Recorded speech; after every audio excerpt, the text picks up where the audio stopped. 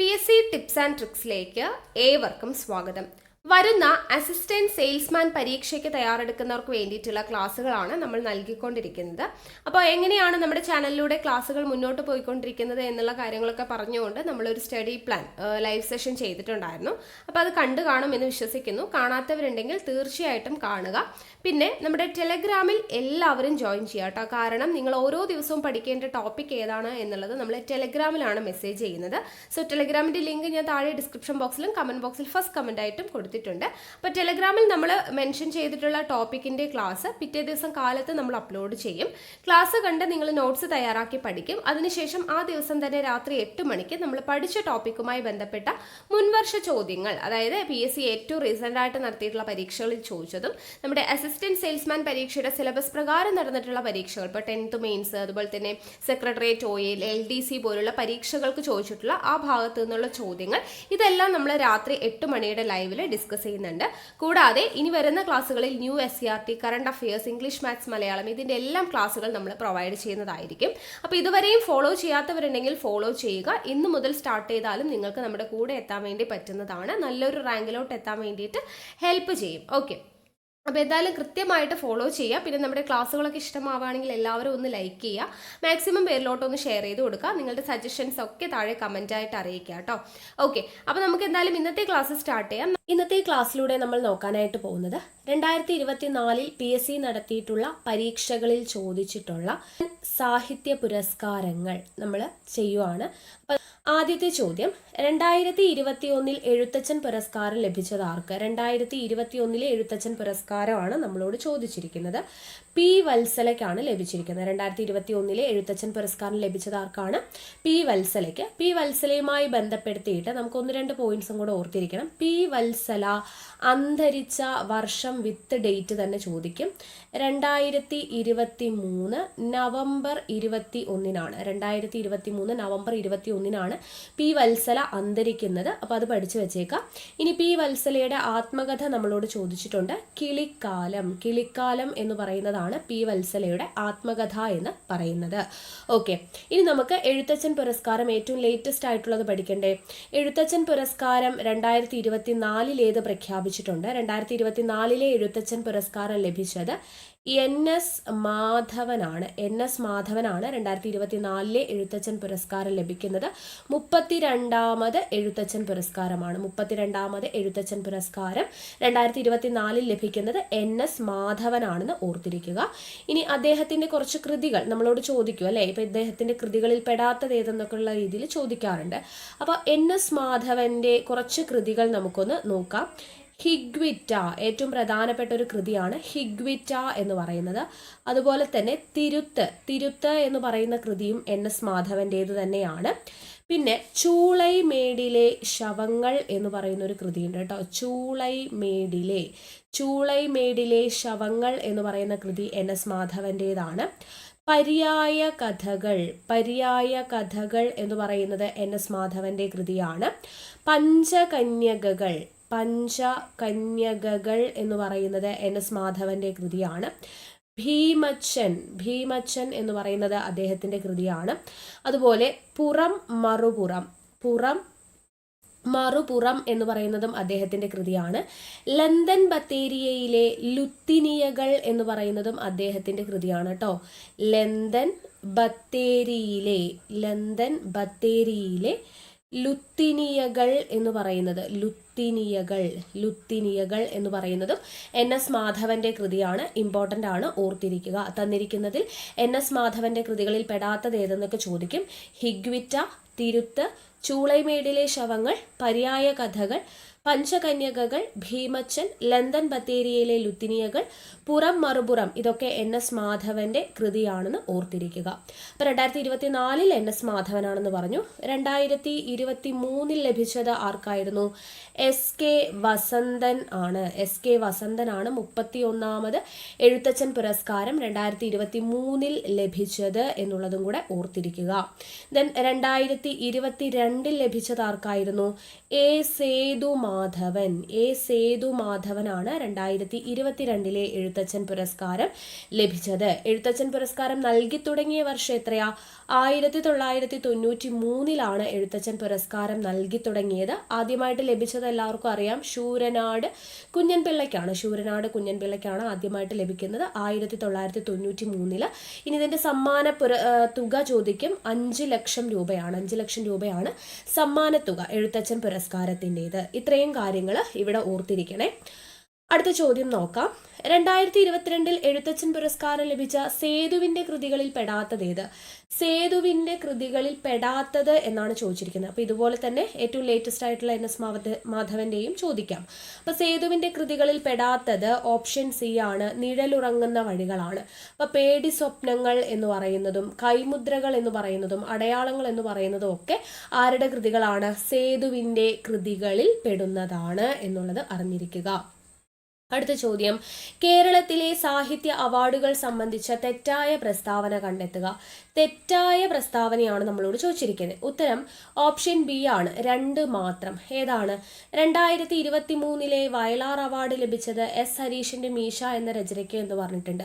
അത് തെറ്റാണ്. 2022 വയലാർ പുരസ്കാരമാണ് S ഹരീഷിന്റെ മീശ എന്ന് പറയുന്ന നോവലിന് ലഭിച്ചിരിക്കുന്നത്. ബാക്കി രണ്ടും ശരിയാ. 2023 എഴുത്തച്ഛൻ പുരസ്കാരം നമ്മൾ പറഞ്ഞില്ലേ, SK വസന്തനാണ് ലഭിച്ചത്. 2022 ഓടക്കുഴൽ അവാർഡ് അംബികാസുധൻ മാങ്ങാടിനാണ് ലഭിച്ചത്. അപ്പോൾ എഴുത്തച്ഛൻ പുരസ്കാരവുമായി ബന്ധപ്പെട്ട കാര്യങ്ങളൊക്കെ നമ്മൾ നേരത്തെ കണ്ടു. ഇനി നമുക്ക് രണ്ടാമത്തെ ഓപ്ഷൻ, വയലാർ പുരസ്കാരം, ഏറ്റവും ലേറ്റസ്റ്റ് ആയിട്ടുള്ളത് നോക്കാം. വയലാർ അവാർഡ് നൽകി തുടങ്ങിയത് എപ്പോഴാ? 1977 നൽകി തുടങ്ങിയത്. സമ്മാനത്തുക എന്ന് പറയുന്നത് 1 ലക്ഷം രൂപയാണ്. 1 ലക്ഷം രൂപയാണ് സമ്മാനത്തുക എന്ന് പറയുന്നത്. അപ്പോൾ ലേറ്റസ്റ്റ് ആയിട്ട് ലഭിച്ചിരിക്കുന്നത് 48ാമത് വയലാർ പുരസ്കാരമാണ്. 48ാമത് വയലാർ പുരസ്കാരം 2024 ലഭിച്ചത് അശോകൻ ചെരുവിൽ എന്ന് പറയുന്ന എഴുത്തുകാരനാണ്. അശോകൻ ചെരുവിൽ എന്ന് പറയുന്ന എഴുത്തുകാരനാണ് 2024 48ാമത് വയലാർ പുരസ്കാരം ലഭിക്കുന്നത്. അദ്ദേഹത്തിന്റെ ഏതു കൃതിക്കാണ് എന്നും കൂടെ പഠിച്ചു വെക്കാം. കാട്ടൂർ കടവ് എന്ന് പറയുന്ന അദ്ദേഹത്തിന്റെ നോവലാണെന്നും കൂടെ ഓർത്തിരിക്കുക കേട്ടോ. ഏത് വിഭാഗത്തിൽ പെടുന്നു എന്നൊക്കെ ചോദിക്കും. നോവലാണ്. കാട്ടൂർ കടവ് എന്ന് പറയുന്ന അദ്ദേഹത്തിന്റെ അശോകൻ ചെരുവിലിന്റെ നോവലിനാണ് 2024 48ാമത് വയലാർ പുരസ്കാരം ലഭിക്കുന്നത്. ഇനി അശോകൻ ചെരുവിൽ അദ്ദേഹത്തിന്റെ കുറച്ച് കൃതികൾ നമ്മളോട് ചോദിക്കാൻ ചാൻസ് ഉള്ള കുറച്ച് കൃതികൾ നോക്കാം. സൂര്യകാന്തികളുടെ നഗരം എന്ന് പറയുന്നത് അശോകൻ ചെരുവിലിന്റെ കൃതിയാണ്. പരിചിത ഗന്ധങ്ങൾ അടുത്ത ഒരു കൃതിയാണ്. പരിചിത ഗന്ധങ്ങൾ എന്ന് പറയുന്നത് ഒരു രാത്രിക്ക് ഒരു പകൽ എന്ന് പറയുന്നതും അദ്ദേഹത്തിന്റെ കൃതിയാണ്. മരിച്ചവരുടെ കടൽ അടുത്തൊരു കൃതിയാണ്. മരിച്ചവരുടെ കടൽ എന്ന് പറയുന്നതും അദ്ദേഹത്തിന്റെ കൃതിയാണ്. ജലജീവിതം എന്ന് പറയുന്ന ഒരു കൃതിയുണ്ട്. കടൽക്കരയിലെ വീട് എന്ന് പറയുന്നതും അശോകൻ ചെരുവിലിന്റെ കൃതിയാണ്. ആമസോൺ എന്ന് പറയുന്ന ഒരു കൃതിയുണ്ട്. ആമസോൺ. ദെൻ കൽപ്പണിക്കാരൻ എന്ന് പറയുന്ന ഒരു കൃതിയും അദ്ദേഹത്തിൻ്റെതാണ്. കറപ്പൻ എന്ന് പറയുന്ന ഒരു കൃതിയും കൂടെ ഉണ്ട്. അതും അശോകൻ ചെരുവിലിന്റെ കൃതിയാണ്. അപ്പൊ സൂര്യകാന്തികളുടെ നഗരം, പരിചിത ഗന്ധങ്ങൾ, ഒരു രാത്രിക്ക് ഒരു പകൽ, മരിച്ചവരുടെ കടൽ, ജലജീവിതം, കടൽക്കരയിലെ വീട്, ആമസോൺ, കൽപ്പണിക്കാരൻ, കറപ്പൻ, ഇത്രയും കൃതികൾ ആരുടെയാണ്? അശോകൻ ചെരുവിലിൻ്റെതാണ്. 2024 വയലാർ പുരസ്കാരമാണ് ഇവിടെ പറഞ്ഞിരിക്കുന്നത്. 2023 വയലാർ പുരസ്കാരം ആർക്കായിരുന്നു? 2023 വയലാർ പുരസ്കാരം ശ്രീകുമാരൻ തമ്പിയുടെ ഏത് കൃതിക്കായിരുന്നു? ജീവിതം ഒരു പെൻഡുലം എന്ന് പറയുന്ന കൃതിക്കായിരുന്നു. ജീവിതം ഒരു പെൻഡുലം എന്ന് പറയുന്ന കൃതിക്ക് ശ്രീകുമാരൻ തമ്പിക്കാണ് 2023 വയലാർ പുരസ്കാരം ലഭിച്ചത്.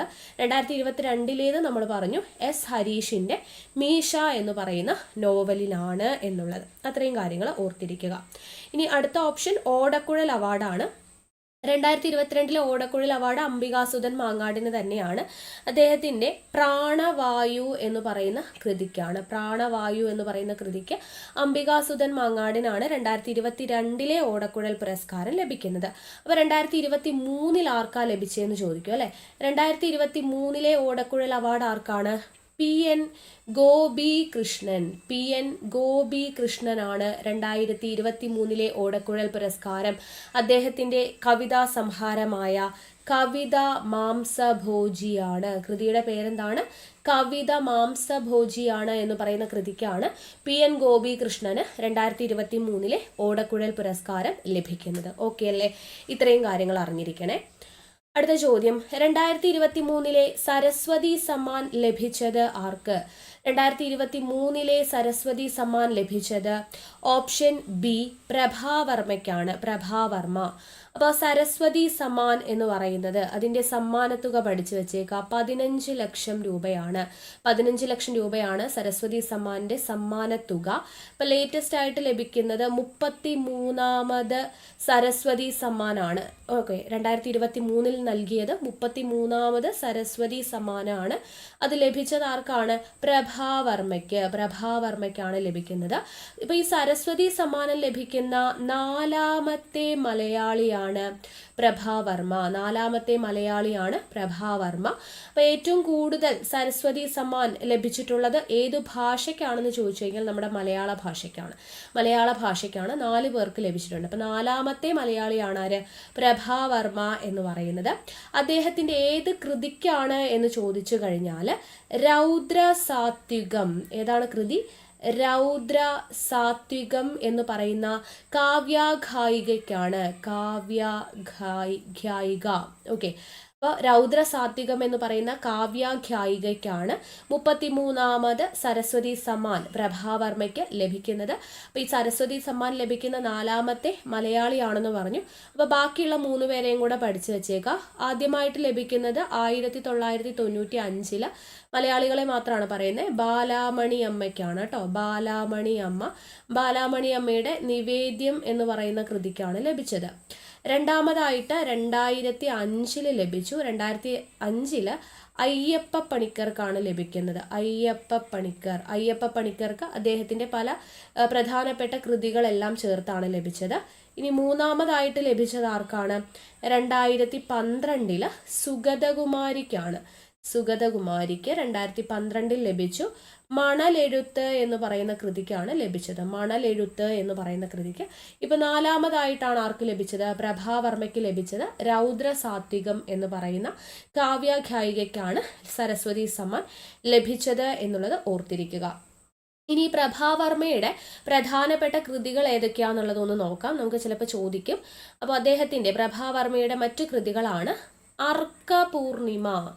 അർക്കപൂർണിമ എന്ന് പറയുന്ന ഒരു കൃതിയുണ്ട്. ശ്യാമമാധവം, കനൽ ചിലമ്പ് ഇതൊക്കെ അദ്ദേഹത്തിന്റെ കൃതികളാണ്. അർക്കപൂർണിമ, ശ്യാമമാധവം, കനൽ ചിലമ്പ്, സൗപർണിക, ചന്ദനനാഴി, ആർദ്രം, മഞ്ഞിനോട് വെയിൽ എന്ന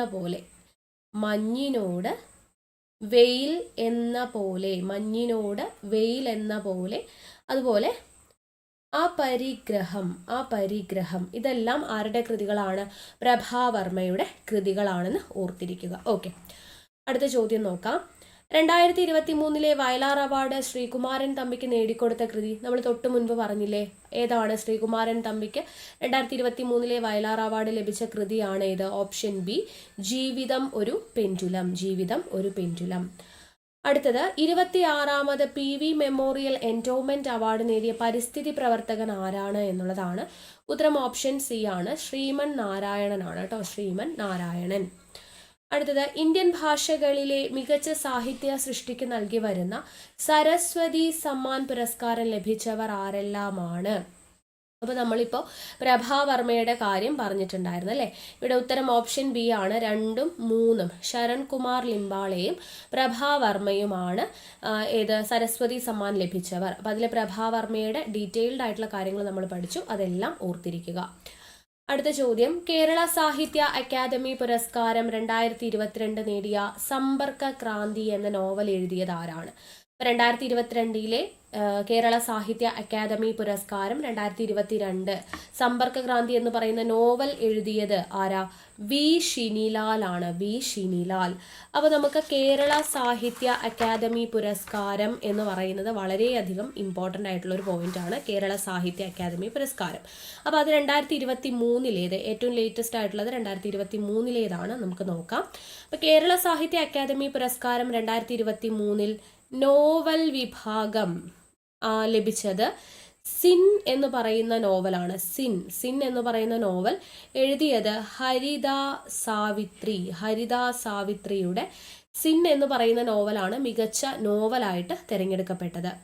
ദെൻ മികച്ച ചെറുകഥയ്ക്കുള്ള കേരള സാഹിത്യ അക്കാദമി പുരസ്കാരം ചെറുകഥ Udaya Arts and Sports Club എന്ന് പറയുന്നതാണ് കേട്ടോ. Udaya Arts and Sports Club, Udaya Arts and Sports Club എന്ന് പറയുന്ന കൃതിയാണ് എഴുതിയത് എൻ രാജന്റെ കൃതിയാണ് Udaya Arts and Sports Club എന്ന് പറയുന്നത്.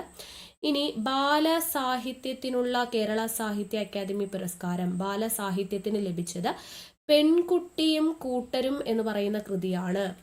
പെൺകുട്ടിയും കൂട്ടരും എന്ന് പറയുന്ന കൃതിയാണ് എഴുതിയത് ഗ്രേസി ആണ്. ഇനി അടുത്തത് മികച്ച നാടകം ഏതാണെന്ന് ചോദിച്ചാൽ ഇ ഫോർ ഇഡിപ്പസ് എന്ന് പറയുന്ന നാടകമാണ് കേട്ടോ. ഇ ഫോർ ഇഡിപ്പസ് എന്ന് പറയുന്ന നാടകം എഴുതിയത് ഗിരീഷ് PC പാലമാണ്. ഗിരീഷ് PC പാലമാണ് ഇ ഫോർ ഇഡിപ്പസ് എന്ന് പറയുന്ന നാടകമാണ്. അടുത്തത് മികച്ച കവിതയ്ക്കുള്ളത് പുരസ്കാരം തെരഞ്ഞെടുത്ത കവിതകൾ എന്ന് പറയുന്നതാണ് കേട്ടോ. തെരഞ്ഞെടുത്ത കവിതകൾ അത് കൽപ്പറ്റ നാരായണന്റേതാണ് തെരഞ്ഞെടുത്ത കവിതകൾ എന്ന് പറയുന്ന കവിത. അടുത്തത് യാത്രാവിവരണം. മികച്ച യാത്രാവിവരണത്തിനുള്ള കേരള സാഹിത്യ അക്കാദമി പുരസ്കാരം 2023 ലഭിച്ചത് ആംചോ ബസ്തർ എന്ന് പറയുന്ന യാത്രാവിവരണമാണ്. ആംചോ ബസ്തർ എഴുതിയത് നന്ദിനി മേനോന്റെ ആംചോ ബസ്തർ ആണ് മികച്ച യാത്രാവിവരണം. അടുത്തത് മികച്ച സാഹിത്യ വിമർശനത്തിനുള്ളത് ഭൂപടം തലതിരിക്കുമ്പോൾ എന്നുള്ളതാണ് കേട്ടോ. ഭൂപടം തലതിരിക്കുമ്പോൾ എഴുതിയത് പി പവിത്രൻ ആണ് ഭൂപടം തലതിരിക്കുമ്പോൾ എഴുതിയത്. ഇനി മികച്ച വിവർത്തന സാഹിത്യത്തിനുള്ള പുരസ്കാരം കഥ കതികെ എന്ന് പറയുന്ന കൃതിയാണ്. എം ശ്രീധരൻ്റേതാണ്. എം ശ്രീധരൻ. ഇനി വിവർത്തന സാഹിത്യം നമ്മൾ പറഞ്ഞില്ലേ കഥാകഥികെ എം ശ്രീധരൻ. വൈജ്ഞാനിക സാഹിത്യം മികച്ച വൈജ്ഞാനിക സാഹിത്യം നോട്ട് ചെയ്യണേ. മികച്ച വൈജ്ഞാനിക സാഹിത്യം ആരുടെയാണ്? ഇന്ത്യയെ വീണ്ടെടുക്കൽ എന്ന് പറയുന്നതാണ് വൈജ്ഞാനിക സാഹിത്യം. ബി രാജീവന്റെ ഇന്ത്യയെ വീണ്ടെടുക്കൽ എന്ന് പറയുന്നതാണ് മികച്ച വൈജ്ഞാനിക സാഹിത്യം. ഇനി ജീവചരിത്രം അഥവാ ആത്മകഥ വിഭാഗം ലഭിച്ചത് ഒരന്വേഷണത്തിന്റെ കഥ എന്ന് പറയുന്ന കൃതിയാണ്. അതാരുടെയാണ്? കെ വേണുവിൻ്റെ ഒരന്വേഷണത്തിൻ്റെ കഥയാണ് മികച്ച ജീവചരിത്രം ആത്മകഥാ വിഭാഗം ലഭിച്ചത്. ഇനി മികച്ച ലേഖനം എന്ന് പറയുന്നത് മഹാത്മാഗാന്ധിയും മാധവിക്കുട്ടിയുമാണ് കേട്ടോ. മഹാത്മാഗാന്ധിയും മാധവിക്കുട്ടിയും മാധവിക്കുട്ടിയും അതാരുടെയാണെന്ന് ചോദിച്ചാൽ കെ.സി. നാരായണൻ്റെതാണ് മഹാത്മാഗാന്ധിയും മാധവിക്കുട്ടിയും. ഇനി മികച്ച ഹാസ്യ സാഹിത്യത്തിനുള്ള പുരസ്കാരം വാരനാടൻ കഥകൾ എന്ന് പറയുന്ന കൃതിയാണ് എഴുതിയത് സുനീഷ് വാരനാടാണ് വാരനാടൻ കഥകൾ എഴുതിയത്. ഓക്കെ, അപ്പോൾ ഇതാണ് 2023 കേരള സാഹിത്യ അക്കാദമി പുരസ്കാരങ്ങൾ. വളരെയധികം ഇമ്പോർട്ടൻ്റ് ആണ്, ഓർത്തിരിക്കുക. അടുത്ത ചോദ്യം, 2023 വയലാർ അവാർഡ് നേടിയ ജീവിതം ഒരു പെൻഡുലം എന്ന കൃതി രചിച്ചത്. നേരത്തെ അവാർഡ് നേടിയ ആളെ കൊടുത്തിട്ട് കൃതി ഏതാന്ന് ചോദിച്ചു, ഇപ്പൊ കൃതി തന്നിട്ട് ആളെ ചോദിച്ചു. ആരാ? ശ്രീകുമാരൻ തമ്പി. അടുത്തത് 2023 എഴുത്തച്ഛൻ പുരസ്കാരം. ഇതും റിപ്പീറ്റഡ്ലി ചോദിക്കുന്നതാണ്. എസ്.കെ. വസന്തൻ. അടുത്തത്, മലയാള സാഹിത്യത്തിലെ ജ്ഞാനപീഠ പുരസ്കാരം നേടിയ എഴുത്തുകാരെ ലഭിച്ച കാലമനുസരിച്ച് ക്രമപ്പെടുത്തുക. അപ്പോൾ ജ്ഞാനപീഠ പുരസ്കാരം ലഭിച്ചത് അതിൻ്റെ ഓർഡറിലാണ് എഴുതാൻ പറഞ്ഞിരിക്കുന്നത്. ഉത്തരം ഓപ്ഷൻ സി ആണ്. ആദ്യം ലഭിക്കുന്നത് ജി ശങ്കരക്കുറുപ്പിനാണ്. ജി ശങ്കരക്കുറുപ്പിന് 1965 ഓടക്കുഴൽ എന്ന് പറയുന്ന കൃതിക്കാണ് ലഭിക്കുന്നത്. അടുത്തത് എസ് കെ പൊറ്റക്കാടിന് 1980 ലഭിച്ചു ഒരു ദേശത്തിൻ്റെ കഥ എന്ന് പറയുന്ന കൃതിക്ക്. ഇവർക്ക് രണ്ടുപേർക്കുമാണ് കൃതികൾക്ക് ലഭിച്ചിട്ടുള്ളത്, ബാക്കി എല്ലാവർക്കും സമഗ്ര സംഭാവനയാണ്. അടുത്തത് തകഴി ശിവശങ്കര പിള്ളയ്ക്ക് 1984 ലഭിക്കുന്നത് സമഗ്ര സംഭാവന. ഇനി എം.ടി. വാസുദേവൻ നായർക്ക് 1995 ലഭിക്കുന്നത്. അത് കഴിഞ്ഞ് ആർക്ക് ലഭിക്കുന്നു? 2007 ആർക്കാ? ONV കുറുപ്പിന് ലഭിക്കുന്നു. അത് കഴിഞ്ഞ് 2019 അക്കിത്തത്തിന് ലഭിക്കുന്നു. അപ്പോൾ ജ്ഞാനപീഠ പുരസ്കാരം ലഭിച്ച 6 മലയാളികളാണുള്ളത്. ഓർഡറിൽ പഠിക്കുക. ഇവിടെ നമുക്ക് 4 പേരെയാണ് തന്നത്, അടുത്ത 2 പേരെയും കൂടെ പഠിച്ചു വെച്ചേക്കണേ. ആദ്യം ലഭിക്കുന്നത് 1965 ജി ശങ്കരക്കുറുപ്പിന് ഓടക്കുഴൽ എന്ന് പറയുന്ന കൃതിക്ക്. രണ്ടാമത് 1980 എസ്.കെ. പൊറ്റക്കാടിന് ഒരു ദേശത്തിൻ്റെ കഥ എന്ന് പറയുന്ന കൃതിക്ക്. ദെൻ 1984 തകഴി ശിവശങ്കരപിള്ള, 95 എം.ടി. വാസുദേവൻ നായർ, 2007 ONV, 2019 അക്കിത്തം. ഇനി ജ്ഞാനപീഠ പുരസ്കാരം ഏറ്റവും ലേറ്റസ്റ്റ് ആയിട്ട് ലഭിച്ചത് ആർക്കാന്ന് ചോദിക്കും. 2023 ജ്ഞാനപീഠ അവാർഡ് ലഭിച്ചിട്ടുള്ളത് 2 പേർക്കാണ്. ആദ്യത്തെ ആള് ഗുൽസാർ ഏത് ഭാഷയിലാണ് ലഭിച്ചത്? ഉറുദു ഭാഷയിലാണ്, ഉറുദു ഭാഷ. രണ്ടാമത്തെ ആള് ജഗദ്ഗുരു രാമഭദ്രാചാര്യ സംസ്കൃത ഭാഷയ്ക്കാണ് കേട്ടോ. സംസ്കൃത ഭാഷയാണ്. ഏത് ഭാഷയാണെന്ന് ചോദിക്കും. സംസ്കൃത ഭാഷയാണെന്ന് ഓർത്തിരിക്കുക. ഓക്കെ, അപ്പം ജ്ഞാനപീഠം ഏറ്റവും ലേറ്റസ്റ്റ് ആയിട്ടുള്ളതും കൂടെ ഓർത്തിരിക്കുക. അടുത്ത ചോദ്യം, ആദ്യത്തെ വയലാർ അവാർഡ് നേടിയ പുസ്തകം. വയലാർ അവാർഡിനെ കുറിച്ച് നമ്മൾ ഡീറ്റെയിൽഡ് ആയിട്ട് പറഞ്ഞു. ആദ്യത്തെ വയലാർ അവാർഡ് നേടിയ പുസ്തകം ഏതാണ്? അഗ്നിസാക്ഷിയാണ്. അഗ്നിസാക്ഷി. ആദ്യത്തെ വയലാർ അവാർഡ് അഗ്നിസാക്ഷി ആരുടെയാണ്? ലളിതാംബിക അന്തർജനത്തിൻ്റെതാണ് അഗ്നിസാക്ഷി എന്ന് പറയുന്ന കൃതി. അടുത്ത ചോദ്യം, 1995 ജ്ഞാനപീഠം പുരസ്കാരം ലഭിച്ചത്. ഇപ്പം നമ്മൾ പറഞ്ഞു അല്ലേ, 95 ലഭിച്ചത് ആർക്കാണ്? എം.ടി. വാസുദേവൻ നായർക്കാണ് എന്ന് നമ്മൾ പറഞ്ഞു. അടുത്ത ചോദ്യം നോക്കുക, മലയാള വിഭാഗത്തിൽ കേന്ദ്ര സാഹിത്യ അക്കാദമിയുടെ 2023 ബാലസാഹിത്യ പുരസ്കാരം ലഭിച്ചത് ആർക്ക്? നമ്മളിപ്പോൾ പറഞ്ഞേ ഉള്ളൂ അല്ലേ, മലയാള വിഭാഗത്തിൽ. ഓക്കെ, ഇത് കേന്ദ്ര സാഹിത്യമാണ്. കേരള സാഹിത്യം നമ്മൾ പറഞ്ഞു. കേന്ദ്ര സാഹിത്യം 2023 ബാലസാഹിത്യ പുരസ്കാരം ലഭിച്ചത് പ്രിയ ASനാണെന്ന് ഓർത്തിരിക്കുക. അടുത്ത ചോദ്യം, ചേരുംപടി ചേർക്കുക എന്നുള്ളതാണ്. അപ്പോൾ ഇത് കേരള പുരസ്കാരം. ഇതെല്ലാം നമ്മൾ ഡീറ്റെയിൽഡ് ആയിട്ട് ചെയ്തിട്ടുള്ളതാണ് ക്ലാസ്സിൽ. അപ്പോൾ ഇതിൻ്റെ ആൻസർ എന്ന് പറയുന്ന ഓപ്ഷൻ സി ആണ്. കേരള ശ്രീ ലഭിച്ചത് എം.ടി. വാസുദേവൻ നായർ. ദെൻ കേരള പ്രഭ എന്ന് പറയുന്നത് ലഭിച്ചിരിക്കുന്നത്, ഇവിടെ ഉത്തരം വരുന്നത് ഓപ്ഷൻ ബി ആണ് കേട്ടോ. ഓപ്ഷൻ ബി ആണ്. കേരള ശ്രീ ലഭിച്ചത് വൈക്കം വിജയലക്ഷ്മി. കേരള പ്രഭ എന്ന് പറയുന്നത് ഓംചേരി NN പിള്ള. കേരള ജ്യോതി എന്ന് പറയുന്നതാണ് MT വാസുദേവൻ നായർ. നമ്മൾ കേരള ജ്യോതി MT കണക്ഷനൊക്കെ ഉപയോഗിച്ച് പഠിച്ചിട്ടുണ്ട്.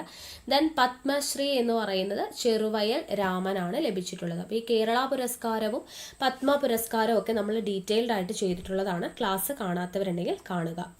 അടുത്ത ചോദ്യം, 2022 കേരള സാഹിത്യ അക്കാദമി പുരസ്കാരം ലഭിച്ച കൃതികൾ ഏതൊക്കെ എന്നുള്ളതാണ്. അപ്പോൾ 2023 നമ്മൾ ഡിസ്കസ് ചെയ്തു. 2022 ഇവിടെ ലഭിച്ചിരിക്കുന്നത് 1ഉം 3ഉം, അതായത് സമ്പർക്ക ക്രാന്തി. നമ്മൾ നേരത്തെ പറഞ്ഞു വി ഷിനിലാലിൻ്റെ ആണ് സമ്പർക്ക ക്രാന്തി എന്ന് പറഞ്ഞു. ദെൻ ഈ മൂന്നാമത്തേത് മുഴക്കം, സമ്പർക്ക ക്രാന്തി, മുഴക്കം എന്നിവയാണ് 2022 കേരള സാഹിത്യ അക്കാദമി പുരസ്കാരം ലഭിച്ചിട്ടുള്ള കൃതികൾ എന്ന് പറയുന്നത്.